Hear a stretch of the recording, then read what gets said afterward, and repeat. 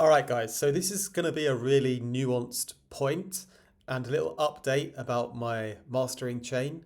And this is going to be very useful to some of you who are really pining for the highest quality possible sound you can get in your mix down and in your mastering if you're doing your own mastering. Now, I teach my mastering process. It's like a one-on-one thing that I do. And there's things that I have never revealed on YouTube in my mastering process. So those things I won't, I won't be telling you my whole mastering chain today because people have, booked the mastering training, and I wouldn't then, reveal everything for free on YouTube. But it's already public knowledge that within my mastering um, chain, one of the things that I've talked about on YouTube for ages that I really like is the Shadow Hills Class A mastering compressor, and I've recommended this many times, and I have an affiliate link for it down below, so it's been on there for ages. It's one of my things that I recommend. If you haven't got it, go and grab it. So that's something I've always talked about, and recently over the recent Black Friday, I got the UAD Century Tube, which I was really excited about. And I mentioned on YouTube as well, I might be including this in my mastering chain. And I've recently included it into my mastering chain. And then I've noticed a couple of things. And then I've realized that I could do a little comparison video almost between these two plugins, between the UAD Century Tube and the Shadow Hills Class A mastering compressor, which are my two favorite analog emulation plugins. So the goal for me is always to get the loudest possible sound, the clearest dynamics, la da da da da, while having also the most powerful low end. And when you're doing analog emulation and you're putting plugins on your master, 99% of plugins will ruin your low end, and it's really really rare that you'll actually find one that enhances the whole mix, boosts everything, and actually improves the low end at the same time. Like, that's really rare to find. So I found that these two were really good at that.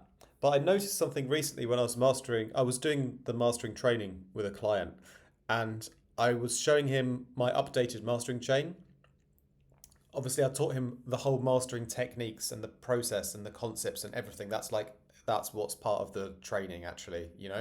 But in this video, I'm just sharing with you guys like a little back-to-back between these two plugins, which make it into my mastering chain. Obviously, my mastering chain is a lot more complex than just these two things, but these two plugins are involved in it. And it's for that reason that they create great analog emulation, and give you more enhancement to the sound quality and fatten up the low end.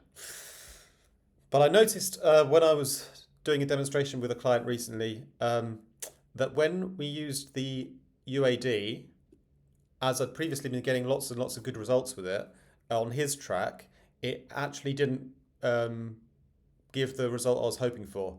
It was sort of the first time it happened where it didn't quite give me the full result I wanted, and it actually started to reduce the dynamics on my client's track. So you can see here I've got like a pre-master of one of my old tracks, Aircraft.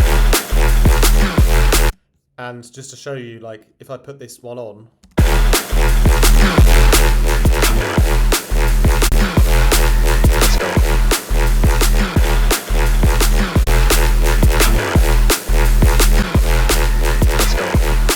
it has a pretty good effect on this track. It's kind of 50-50 on this one, but usually it works really, really well. And having the only using this part of the plugin here, the tube preamp basically, and turning up the level, I usually have it on a high and then set the level somewhere around here.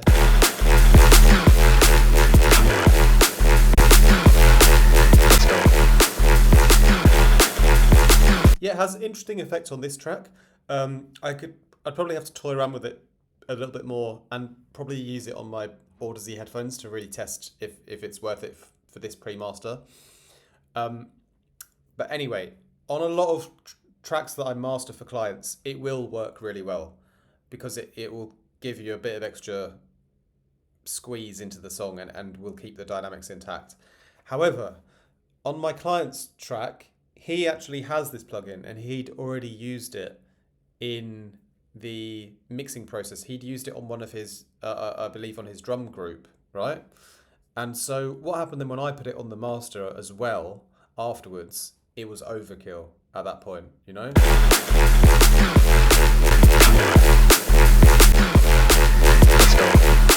So it became redundant, essentially. So I then learned that it's not going to work on every single track as a mastering plugin. It's going to be a case-by-case thing that will help some and won't help others. And that's what I wanted to share with you today. Whereas the Shadow Hills mastering compressor,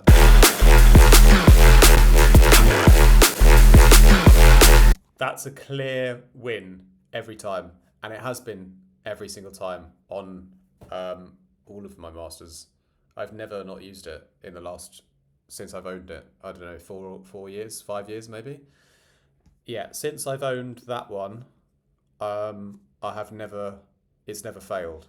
And so when I was really excited recently when I got the UAD Century Tube on Black Friday, because I noticed it was doing a great job on the low end and a great job on the whole mix. You know, what I figured out over the course of the next 5 to 6 weeks since owning it and using it in my mastering chain, using it for my work, I noticed, and that's why I want to share with you guys, is that it's not as good as the Shadow Hills mastering compressor in terms of delivering a consistent, high quality analog emulation that works great for dynamics and low end. It's not quite as good.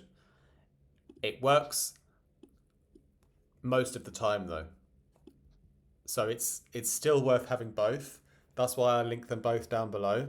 And when you've got a track that when the UAD plugin hasn't been used in the track at all yet, and then you master it or whatever, 90% of the time at that point it's going to work.